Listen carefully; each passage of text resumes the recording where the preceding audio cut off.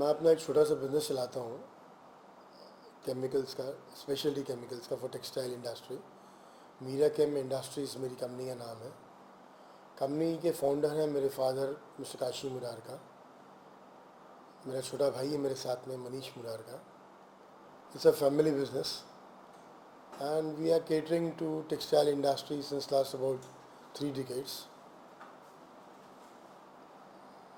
This is a very small short brief about what we are. इसके अलावा just recently मैंने अभी company launch की है, पोएटिक जस्टिस विद पूनम जी, पूनम ढिल्लन। मैं उनको अपनी बड़ी बहन समझता हूँ और हमने रिसेंटली अभी एक अवार्ड फंक्शन लॉन्च किया था उस कंपनी में। It was called as international Indian achievers awards. The thought was very clear कि भाई जितने अपने NRIs हैं अक्रॉस द ग्लोब रहते हैं, उनको कोई एक प्लेटफॉर्म ऐसा दिया जाए जिसमें उनको हिंदुस्तान में एक प्रॉपर रिकग्निशन मिले। ये सोच डेफिनेटली पूनम जी की थी। मैंने सिर्फ उस प्रोसेस को आगे इनिशिएट किया है और ईश्वर की कृपा से डेफिनेटली ये प्रोग्राम एक अच्छे स्तर पर गया। हमने फंक्शन किया था एंड ऑफ जुलाई में, जो कलर्स पे टेलीवाइज हुआ 17 अगस्त को। रिस्पांस बहुत अच्छा रहा और उम्मीद करता हूँ आने वाले दिनों में, आने वाले सालों में ये प्रोग्राम या ये जो एक हमने एक अवार्ड फंक्शन का एक वर्चस्व उठाया है, ये काफ़ी अपने अपने जगह सक्षम रूप से एक बड़े कीर्तिमान की तरफ पहुँचे। सर, बहुत मुश्किल होता है इस तरह का अवार्ड करने, इस तरह के बड़े सोच को लेकर आगे बढ़ने, बहुत बड़ी मुश्किल का सामना करना पड़ता है, हर तरह की परमिशन लेना पड़ती है। कितनी इजीली और कितनी आसानी से किया आपने, क्या मुश्किलों का सामना करना पड़ा आपको? दोस्त इजी आज कुछ भी नहीं है हिंदुस्तान में।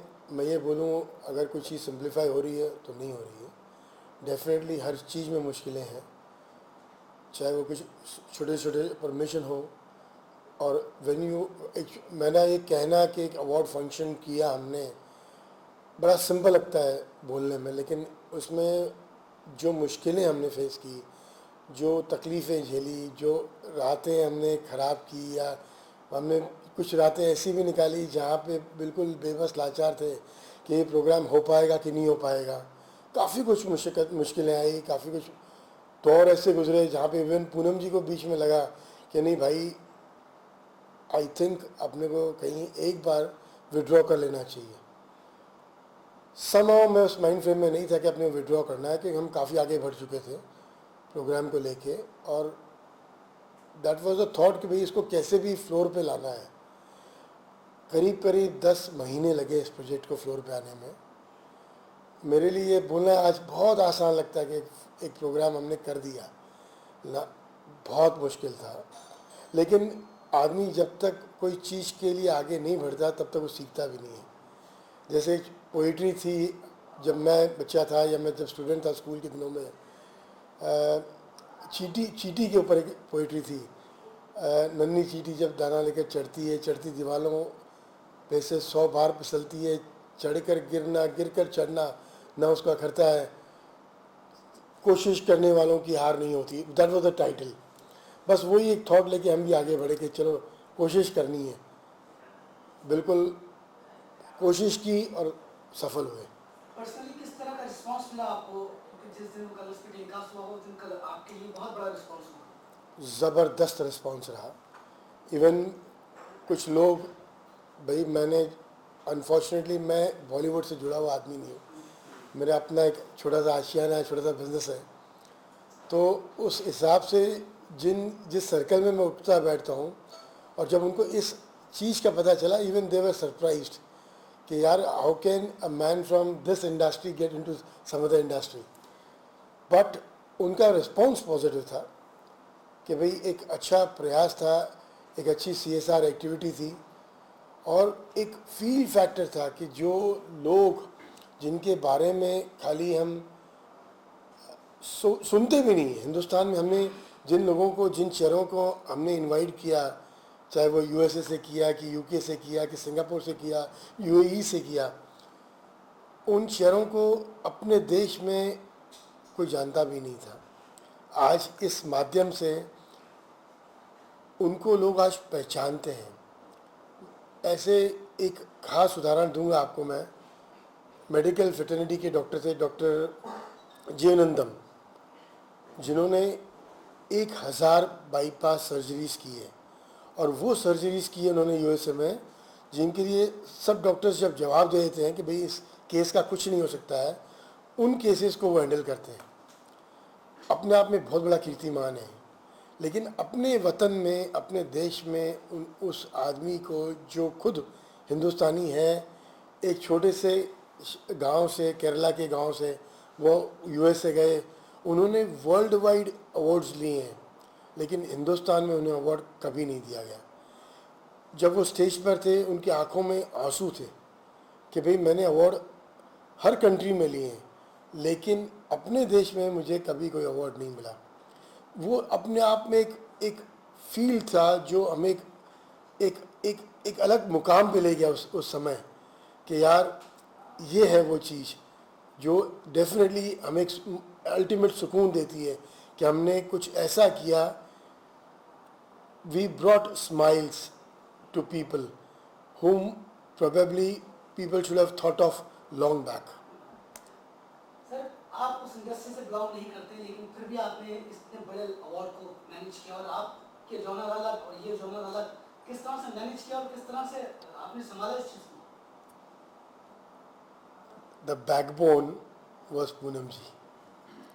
पूनम जी क्योंकि इस इंडस्ट्री से थी, उनके लिए आसान था इस चीज़ को आगे बढ़ाना, लेकिन उनके डे टू डे इश्यूज़, जैसे आपने थोड़ी देर पहले जिक्र किया कि काफ़ी तकलीफ़ों का आपने सामना किया होगा, काफ़ी मुश्किलें आई होगी, तो उस सेगमेंट को मैं नहीं समझता हूँ कि बिकॉज वो एक खुद एक लेडी हैं और वो हर जगह हर दफ्तर में जाएं या डिस्कस करें, बात करें, वो उनके लिए पॉसिबल नहीं था, मुमकिन नहीं था।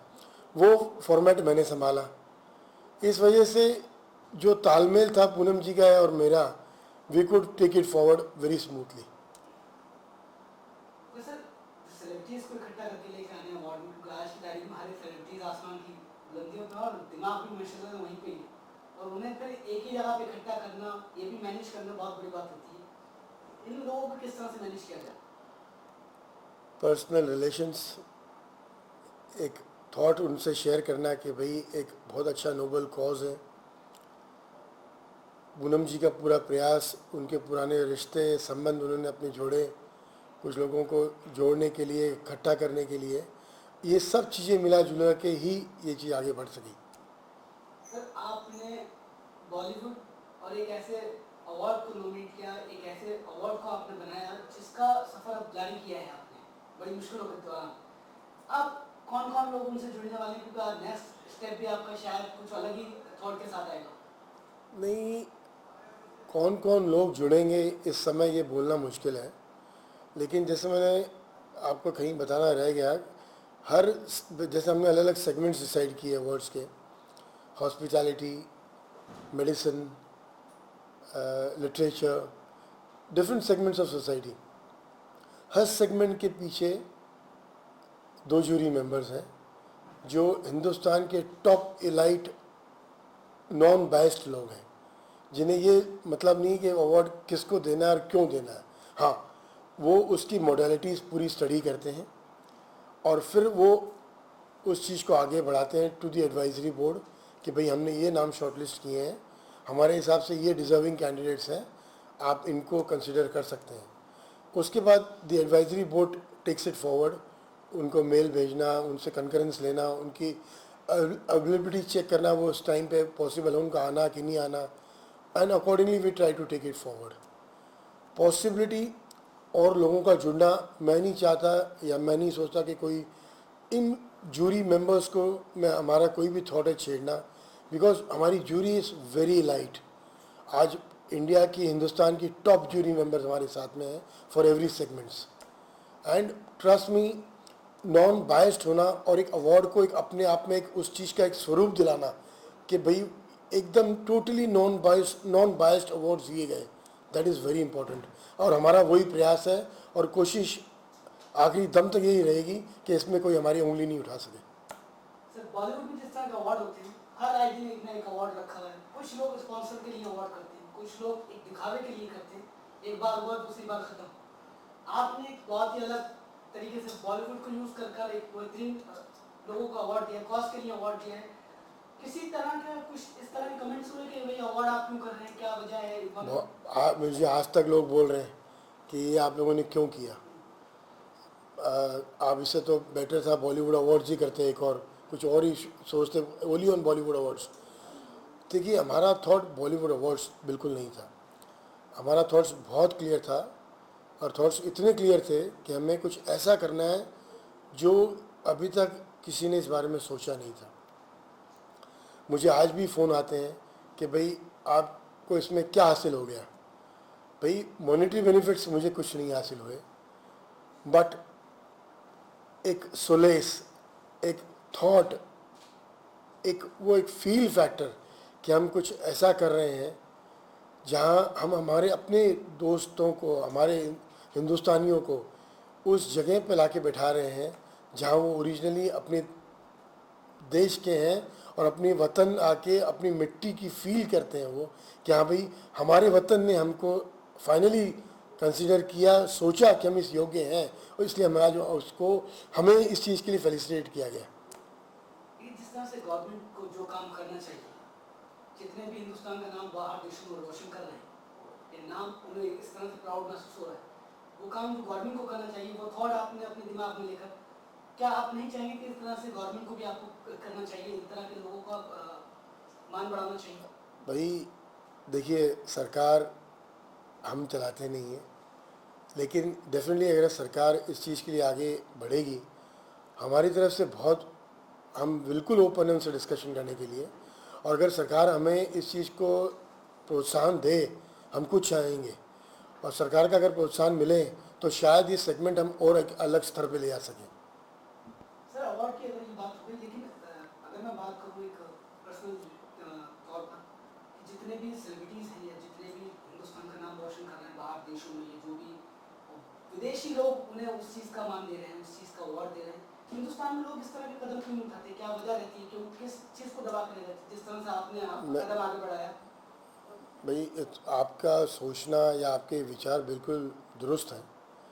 ये खुद मैं सोचता हूँ कई बार कि भाई ऐसा बहुत पहले हो जाना चाहिए था। सरकार की तरफ से ऐसे एक अवार्ड्स हैं, दे कॉल इट, दिल्ली में करते हैं वो लोग प्रवासी अवार्ड्स, लेकिन प्रवासी अवार्ड्स का वर्चस्व इतना नहीं है, उतना नहीं है। हमने इसको जानबूझ के GEC पे डाला कि थोड़ा सा एंटरटेनमेंट का तड़का रहे, तो लोग उसको अवार्ड को, उस सेरेमनी को, उस अवार्ड नाइट को ज़रूर देखेंगे। ये हमारा दुर्भाग्य है कि लोग जब तक उसमें एंटरटेनमेंट नहीं होता, लोग उसको प्रीफर ही नहीं करते। इस वजह से इस थॉट को हमने आगे लिया कि भाई थोड़ा सा एंटरटेनमेंट उसमें रहे, तो उस चीज़ का थॉट या उस चीज़ का फील कुछ अलग ही आएगा, और ऐसा हुआ। सर इस अवार्ड को ब्रॉड करने के लिए, बड़ा करने के लिए क्या आप सोच रहे हैं? नेक्स्ट करेंगे आप तो कुछ और अलग, क्योंकि एक्सपीरियंस तो हो गया होगा इस चीज़ का कि किन किन चीज़ों को पहले मद्देनजर रखना है। एक्सपीरियंस बहुत हुआ। Learning is a never ending process. इंसान अपनी आखिरी सांस तक कुछ ना कुछ सीखता ही है। इस प्रोसेस में जैसा आपने कहा कि भाई और आप आगे क्या करेंगे, हाँ, जैसे हमने इस बार सपोज़ 8 या 9 सेगमेंट्स डिसाइड किए थे, आने वाले दिनों में हम सोच रहे हैं कि इनको 12 से 15 सेगमेंट्स तक करेंगे। जो अवार्ड्स इस बार शायद 9 थे, 8 थे, कोशिश थी हमारी 9, लेकिन last minute one of the segment was to be dropped, had to be dropped because जो अवार्डी था उन्होंने अपने इनकम्पेटेंसी दिखाई कि वो शायद नहीं आ पाएंगे, तो awards were restricted to only 8। आने वाले दिनों में हमारा प्रयास है, हमारी थॉट है कि वो अवार्ड्स 12 या 15 तक रखेंगे हम, सेगमेंट्स और फर्दर बढ़ाएंगे हम, डेफिनेटली सेगमेंट्स और बढ़ेंगे। अच्छा सर, ये अवार्ड जब होते हैं तो हर जॉनर का इंसान जुड़ता है, चाहे वो कॉर्पोरेट का हो, चाहे वो एंटरटेनमेंट का हो, चाहे पॉलिटिकल हो, हर तरह का। इस बार जो आप अवार्ड करेंगे, जनता को अपने हिंदुस्तान की किस तरह से जोड़ेंगे आप? प्रयास है, कोशिश है, उम्मीद करता हूँ शायद ये काम कर सकें। इस पे हम चाह रहे हैं कि आने वाले साल में हम ये वोटिंग ऑनलाइन डालें बाद में। इन शॉर्ट, जब जूरी हमें नाम शॉर्टलिस्ट करके देगी, सपोज़ इस हर सेगमेंट में जूरी ने हमें 3-3 नाम शॉर्टलिस्ट करके दे दिए, वो 3 नाम एवरी सेगमेंट के हम ऑनलाइन फ्लोट कर देंगे एंड जनता को हम पूरी अथॉरिटी देंगे कि वो उस पर ऑनलाइन वोटिंग करें। यही एक तरीका है कि जनता इससे जुड़ पाएगी। तो इसको लेकर आप हिंदुस्तान की आवाम से क्या अपील करना चाहेंगे? कि दोस्तों, हमने एक प्रयास किया है, कोशिश की है, पूनम जी और मैंने। आप लोगों का सहयोग पक्का चाहिएगा हमें। उम्मीद करते हैं आप अपना आशीर्वाद अपने वोटों के ज़रिए हमें ज़रूर देंगे और इस हमारी छोटी सी कोशिश को उस परम सीमा तक ले जाएं कि लोग बोलें कि अगर अवार्ड फंक्शन हो कि तो इस केडर का हो।